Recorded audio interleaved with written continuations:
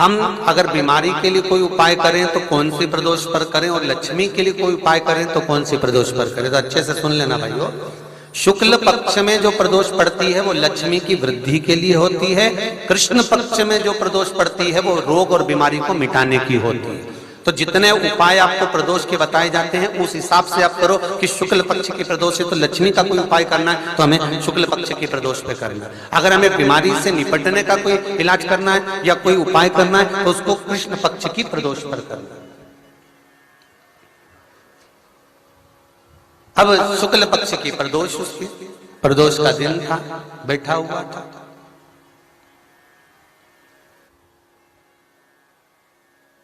मान लो अगर कहीं आप कोई नौकरी के लिए अप्लाई कर रहे हो, लॉकडाउन में सर्विस छूट गई, कई लोगों की छूटी, कंपनियां कई बंद भी हो गई, कई कंपनियों से निकाल भी दिया गया, कहीं पत्नी परेशान हो रही है, कहीं पति परेशान हो रहा है। आप कहीं अप्लाई कर रहे हो तो जैसा माता उमा ने प्रदोष काल में, प्रदोष के समय पर, प्रदोष काल के अंतर्गत बेलपत्री का स्मरण किया है, वो बेलपत्र का स्मरण अगर संसार का मनुष्य कर लेता है तो महाराज ब्रह्मवृत्ता पुराण कहती है कि उस जीव का ऐसा कोई कार्य नहीं जो सफल नहीं होता। महाराज मेरा निवेदन रहेगा, किसी एग्जाम में आप बैठ रहे हो, इंटरव्यू के लिए जा रहे हो, किसी कार्य के लिए जा रहे हो, नौकरी नहीं लग रही, सर्विस नहीं लग रही, तो महाराज तांबे के कलश में 11 बेलपत्र को रखा जाए और तांबे के कलश में 11 बेलपत्र रखकर उसमें 11 सफेद पुष्प को डाला जाए।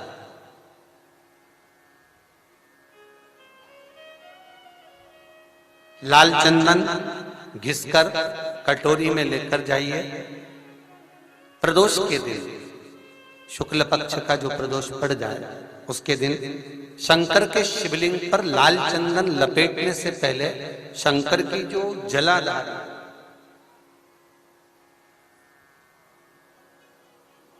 महाराज ये शिवलिंग है,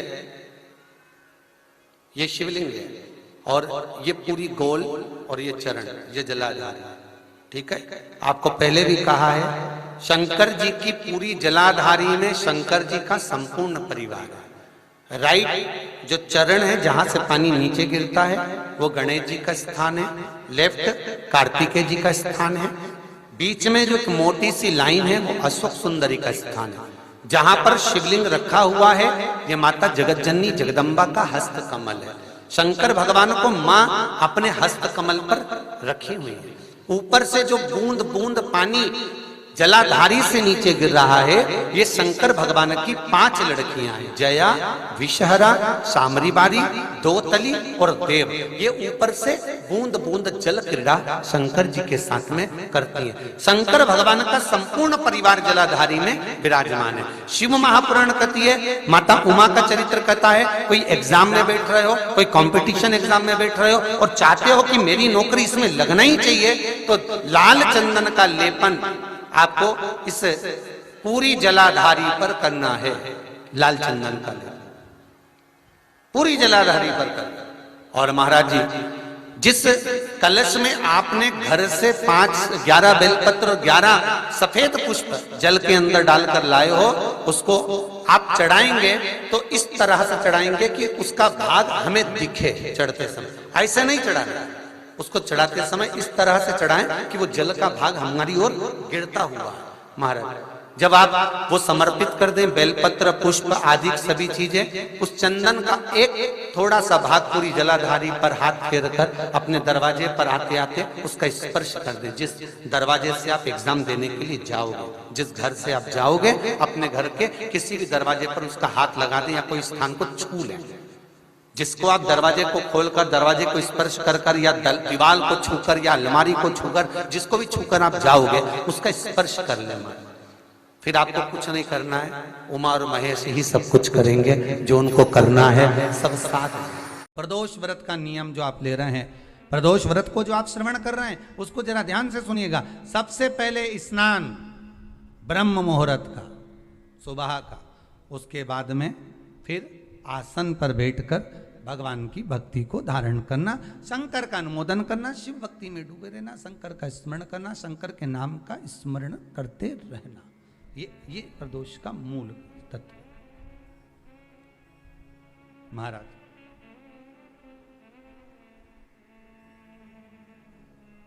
प्रदोष व्रत करने वाले को भोजन नहीं करना चाहिए, ध्यान दीजिए। फलाहार करो, उसमें भी नमक का सेवन मत करो। प्रदोष व्रत में नमक का सेवन वर्जित होता है। कारण क्या कारण होता है? उसका एक कारण माना गया, नमक की वर्जितता। जिस समय पर एक नगर में एक ब्राह्मणी रहती थी, बहुत भाव से सुनिएगा, प्रदोष व्रत नमक को त्यागने का भाव। प्रदोष व्रत की किताब में भी मिल जाएगा आपको, आप पढ़ेंगे तो सुना होगा आपने। एक ब्राह्मणी रहती थी एक नगर में, उसका पति नहीं था, छोटा सा बालक एक साथ में रहता, छोटा सा बालक। अब ब्राह्मण के घर की धर्म पत्नी है,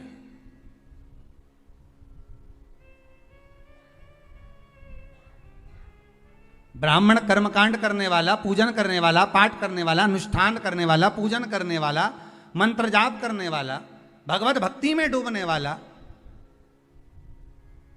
ब्राह्मण तो चले गया, ब्राह्मणी बच्चे के साथ रह रही, क्या करे वो? अकेली निवास कर रही,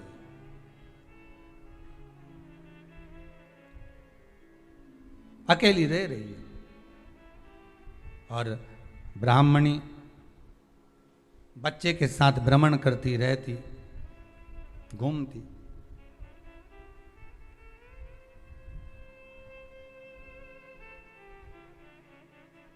कहीं कहीं दर दर जाकर कुछ भिक्षा को मांग कर लेकर आ जाती, और भिक्षा लाने के बाद में उस भिक्षा को जब लेकर आती तो अपने बच्चे को भी खिलाती और स्वयं भी उसका पान करती।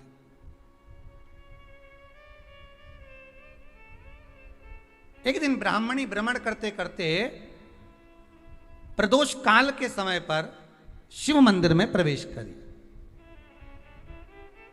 प्रदोष काल के समय पर, और शंकर मंदिर में जब प्रवेश करा, प्रदोष काल किसको कहते हैं? सूर्य अस्त हो रहा हो, रात्रि प्रवेश कर रही हो, दोनों का जब मिलन हो रहा हो वो प्रदोष काल कहलाता। दोनों का जब मिलन हो रहा, सूर्यास्त हो रहा हो, रात्रि अपना चरण बढ़ाने के लिए आगे बढ़ रही हो, और दोनों का जब मिलन हो रहा है, वो प्रदोष काल है, वो प्रदोष का समय है।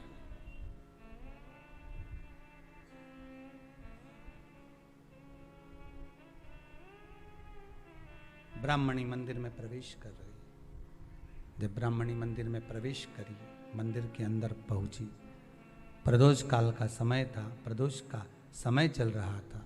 और प्रदोष काल के उस समय में, प्रदोष काल के उस समय में जब ब्राह्मणी ने देखा कि कोई भगवान की भक्ति में लगा हुआ है, भगवान के रस तत्व में डूबा हुआ है, आज ब्राह्मणी के पास में कुछ पदार्थ नहीं है, अपने बच्चे का पेट भरने के लिए कोई सामग्री नहीं है, और कुछ आस लेके वो प्रवेश करी है, कुछ आस लेकर वो अंदर प्रवेश कर जाती है।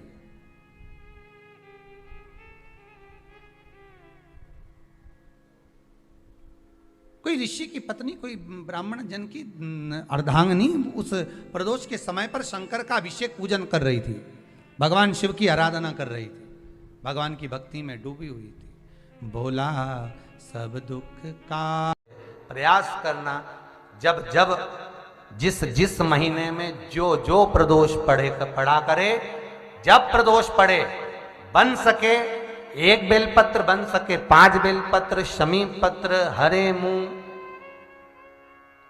हरा मुंह, बेलपत्र, एक कलश के अंदर थोड़ा सा पानी लेकर एक बेलपत्र, हरा मूंग, शमी पत्र डालकर और उसमें थोड़ा सा गुड़ डालकर भगवान शिव का स्मरण कर कर प्रदोष काल में, मान लो कोई काम आपका बहुत जरूरी है, बहुत दिनों से अब थक गए हैं, नहीं हो रहा, कर्जा बढ़ रहा है, धन नहीं आ रहा, व्यापार नहीं चढ़ रहा, या कोई समस्या बहुत प्रबल है, कोई एग्जाम में बैठ रहे हो नहीं हो रहा, परीक्षा भी दे दी है, रिजल्ट आने ही वाला है, तो भी प्रदोष काल में, प्रदोष के समय वो जल मूंग, समीपत्र और बेलपत्र और गुड़ का शंकर के शिवलिंग को समर्पित करना प्रारंभ कर दो।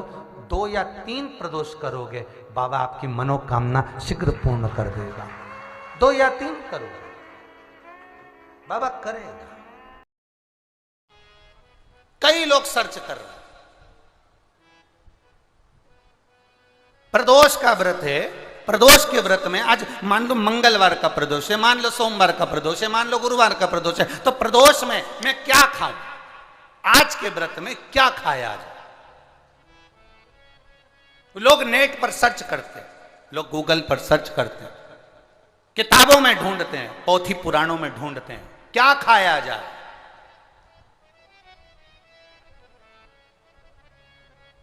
हम क्या खाएं जिससे भगवान हमारे व्रत को स्वीकार करे और हमारे व्रत को स्वीकार करे और हमें दर्शन दे। हम क्या खाएं? हमारा तो केवल इतना सा निवेदन है, किसी भोले व्यक्ति का, किसी गरीब व्यक्ति का धन मत खाओ, प्लाट मत खाओ, उसका पैसा मत खाओ। अगर तुमने उसका प्लाट नहीं खाया, उसका पैसा नहीं खाया, उस गरीब व्यक्ति का, उस भोले व्यक्ति को तुमने धोखा देकर कुछ अगर खा लिया, तो समझ लो कि भगवान तुम्हें माफ नहीं करेगा। तुम कुछ खाओ चाहे मत खाओ, पर किसी सीधे, किसी भोले और किसी गरीब व्यक्ति का हक मत खाओ, तुम्हें व्रत का फल मिल जाए। सोमवार की अगर प्रदोष पड़ती है, बहुत ध्यान से सुनना महाराज, सोमवार की प्रदोष पड़ती है तो शंकर भगवान कैलाश पर निवास करते हैं। मंगलवार की प्रदोष पड़ती है तो शिव काशी में निवास करते हैं। बुधवार की प्रदोष पड़ती है तो शिव रजत भवन में निवास करते हैं। गुरुवार की प्रदोष पड़ती है तो शिव गंगा के स्थल पर निवास करते हैं। शुक्रवार की अगर प्रदोष पड़ती है तो शिव नीलकंठ पर विराजमान होते हैं। शनिवार की अगर प्रदोष पड़ती है तो शिव शमी के वृक्ष के नीचे रहते हैं। और रविवार की जब प्रदोष पड़ती है तो शिव बेलपत्र के पेड़ के नीचे निवास करते हैं। महाराज, ये एकादशी शंकर से कह रही है कि आपका स्थान ये नहीं कि आप कैलाश पर मिले, उस वार को, उस तिथि के दिन, उस अनुकूल। हमारे यहां कहते हैं सोमवार की जो प्रदोष पड़ती है वो इच्छा पूर्ति करती है।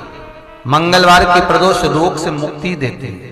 बुधवार की प्रदोष कामना की पूर्ति करती है। गुरुवार की प्रदोष शत्रुओं का नाश करती है। शुक्रवार की प्रदोष सुख और शांति देती है। शनिवार की प्रदोष संतान का सुख देती है। और रविवार की प्रदोष जो काम दुनिया में कोई नहीं कर सकता वो अचूक फल की प्राप्ति रविवार की प्रदोष करा देती है। महाराज, ऐसी प्रदोषों का नियम वर्णन किया चाहिए। भगवान कहते ठीक है, तू थोड़ी देर खड़ी हो। एकादशी सम्मुख खड़ी हुई। पार्वती जी ने जिस अंगुष्ठ का जल पीने के लिए लिया था हाथ में, बस पीने ही वाली थी, शंकर भगवान ने वही हाथ में जल लेकर एकादशी के हाथ में उसको देकर कहा, ले, ये मेरे द्वारा निर्मित एक व्रत है जिसे त्रयोदशी के दिन तूने मांगा है, मैं तुझे देता हूं। आज इस व्रत का फल मैं तुझे प्रदान करता हूं। अब तू जिस जीवात्मा को लेकर जाएगी उसका पाप प्रबल नहीं होगा। किसी स्त्री, पुरुष, बालक, बुजुर्ग जो भी होगा जिसने प्रदोष का व्रत करा होगा, वो जीवात्मा को तू किसी फल की कामना से नहीं, स्वतः ही लेकर चली जाएगी। उसमें कोई कामना नहीं है। बन सके जीवन में 11 प्रदोष या 26 प्रदोष करने के बाद आप उसका उद्यापन कर कर विराम भी दे सकते।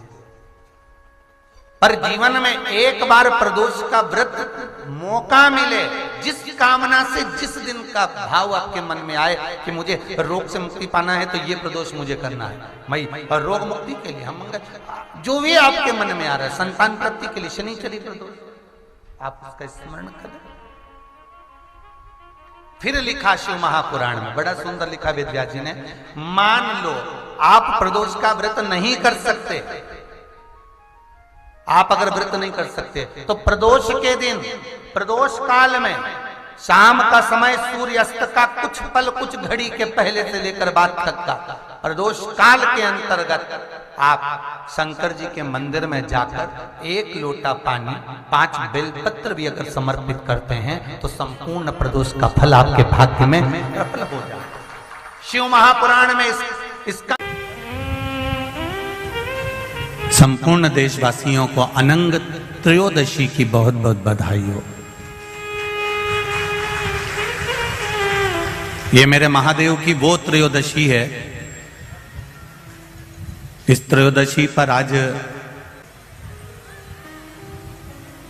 इस त्रयोदशी का मतलब अगर संसार के लोगों को मालूम पड़ जाए, ये शुक्ल पक्ष की जो त्रयोदशी होती है इसको अनंग त्रयोदशी कहते हैं।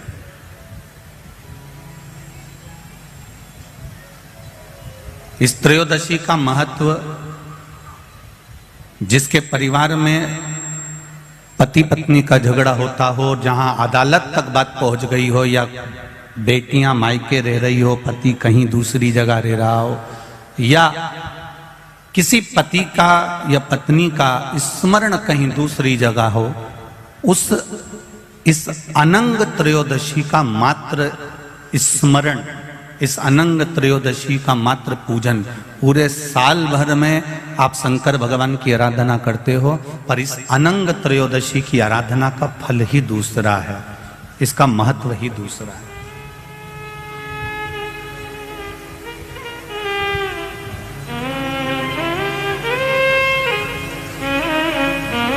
अनंग त्रयोदशी, जिस दिन केवल भगवान शंकर के शिवलिंग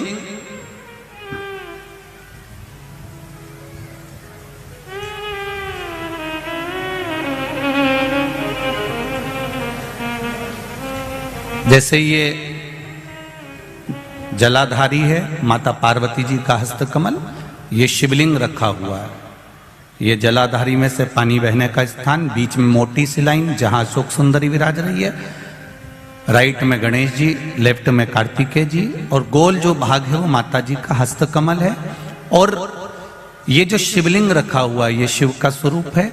जहां पर भगवान शंकर का शिवलिंग रखा हुआ है उस स्थान पर आज अनंग त्रयोदशी के दिन मात्र जिस पति पत्नी का आपस में बैर चल रहा हो, अदालत में झगड़ा चल रहा हो, विवाद चल रहा हो, आपस में प्रेम समाप्त हो गया हो, एक दूसरे का सम्मान करना भूल गए हो, बात बात में झगड़ा करते हो, जरा जरा सी बात में मन मोटाव हो जाता हो, वो केवल एक कच्चे दूध की मात्र उंगली को भिंगाकर अगर जहां शिवलिंग रखा हुआ है वहां पर केवल कामदेव रति शिव और पार्वती का नाम लेकर मात्र उस कच्चे दूध की मात्र उंगली ही फेर देते हैं तो उन पति पत्नी का जिंदगी में कभी विवाद नहीं हो सकता और कभी गलत मार्ग पर वो जा नहीं सकते। ये अनंग त्रयोदशी की महत्वता है, आज की महत्वता।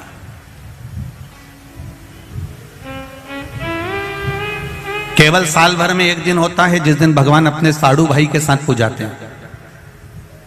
केवल साल भर में एक दिन होता है जिस दिन महादेव कामदेव के साथ पूजाते हैं। केवल साल भर में एक दिन होता है अनंग त्रयोदशी का दिन जिस दिन भगवान शंकर ने कामदेव को भस्म करा था और उसको अनंग कर दिया था।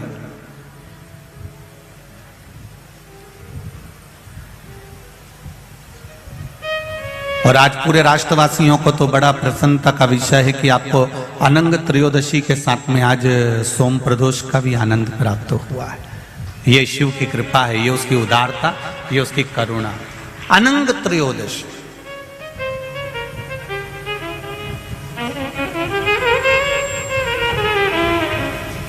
अनंग त्रयोदशी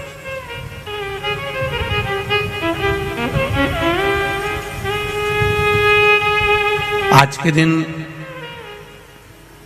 जो 35 साल के हो गए, 30 साल से ऊपर के हो गए, 42 साल के हो गए और जिनका विवाह नहीं हुआ है, वो बेलपत्री की मध्य पत्ती पर केवल कच्चा दूध लगाकर ही भगवान शंकर को समर्पित कर देते हैं। तो अगली जो अनंग त्रयोदशी आती है उससे पहले उसका मंगल विवाह हो जाता है। इतना महत्व है अनंग त्रयोदशी।